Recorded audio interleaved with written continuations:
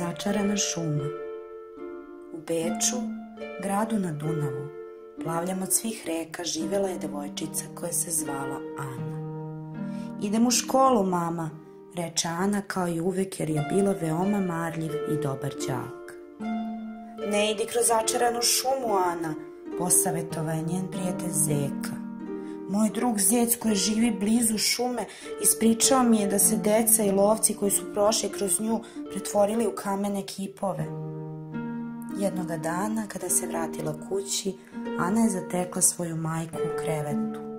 Šta ti je, mama? Upita je. Vrlo sam bolesna, odgovori joj majka. Idi i potraži lekara.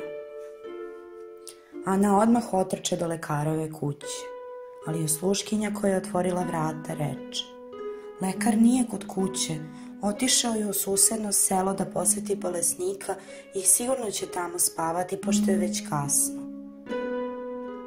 Kuda ideš? Upita je Lana iznenađeno što vidi devojčicu tako blizu začarane šume. Idem u susedno selo da potražim lekara, odgovori Ana. Stići ću brže ako idem kroz šumu. Stani, mala, zašto si tako nesmotrena? Upita je drvo na koje je naišla. Zar hoćeš da te šumska vila pretvori u kip? Ne idi dalje. Ne mogu, moja majka je bolesna i moram da je pronađem lekara. Ne idi dalje, Anice, ne idi dalje, upozoriše zečići. Ne mogu da se vratim, ne mogu. Baš tužno, zavapi ptičica. Još jedna devojčica koja će biti pretvorena u kameni kip. Odjednom, plješteći, pojavi se šumska vila. Kako smeš da prođeš ovuda, mala? Upita je vila. Ko si ti? Zovem se Ana i idem da pronađem lekara jer mi je mama bolesna.